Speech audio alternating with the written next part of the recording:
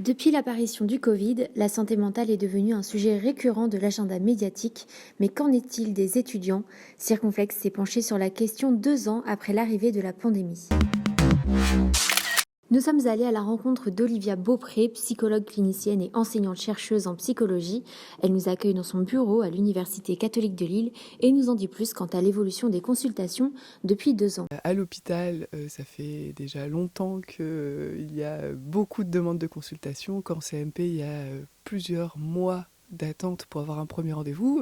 On est même parfois sur une année et demie. D'autant plus que l'organisation en France, elle est conflictuelle, je dirais, avec le gouvernement qui veut mettre en place Mon Psy, mais qui est boycotté par la plupart des psychologues, qui nécessiterait de devoir passer par son médecin traitant, qui lui doit évaluer si vous pouvez ou vous devez rencontrer un psychologue.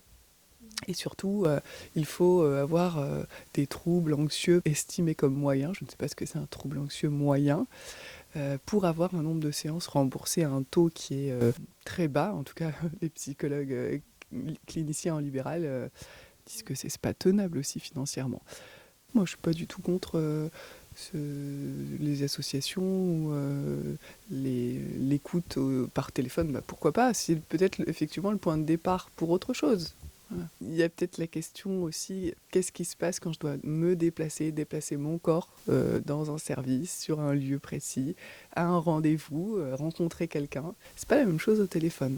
Nous avons tenté de joindre le CPSU et le BAPU pour obtenir un entretien, mais sans succès.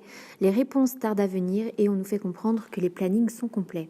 Vers qui un étudiant peut-il se diriger s'il ne peut pas avoir de retour rapidement ou s'il est confronté aux emplois du temps chargés des professionnels de la santé?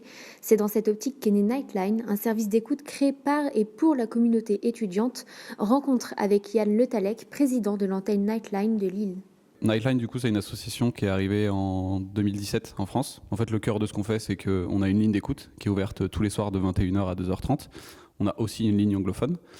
Et l'idée, tout simplement, c'est de déstigmatiser la santé mentale chez les étudiants et les étudiantes. Et nous, ce qu'on met en avant, c'est principalement l'aide par les pairs, à savoir que nos bénévoles sont étudiants ou étudiantes et les personnes qui nous appellent sont étudiants ou étudiantes. Le premier rôle qu'on va avoir, ça va être de l'écoute active. On dit même qu'il n'y a pas de mauvaise raison d'appeler Nightline, dans le sens où en fait ça peut être pour des problèmes qui peuvent paraître extrêmement complexes, ça peut être pour des thèmes un peu plus légers. Après nous en fait ça va être notre taf aussi d'association et de bénévoles de créer une sorte de relation aussi un peu de confiance. Ça va recouper un de nos principes, à savoir le non-jugement. Donc on va être simplement là pour discuter, pour pas avoir de sujet tabou. Après, en gardant bien à l'esprit que nous, nos appels, on n'est absolument pas psy, ni même étudiant en psy. Et donc, ce qu'on va faire simplement, c'est de l'écoute. Après, derrière, ça peut être de l'aide à l'orientation, mais ça s'arrêtera là pour l'accompagnement. La santé mentale reste un sujet qui préoccupe. Yann Le Tallec le dit lui-même. Nous, ce qu'on a constaté, c'est qu'il y a dans l'opinion publique beaucoup de gens qui ont semblé découvrir que les étudiants et les étudiantes avaient une santé mentale, alors que en fait, c'était déjà le cas bien avant et c'est le cas bien après aussi. Elle est partout. C'est pas un truc oh, tiens, j'ai une santé mentale pendant une semaine. Non, c'est tout le temps, tout le monde. Entre les grandes institutions médicales et les associations, les étudiants ont accès officiellement à l'aide dont ils ont besoin, mais plusieurs obstacles font barrage, dont le manque de personnel médical qui est à l'origine de la difficulté à obtenir des rendez-vous.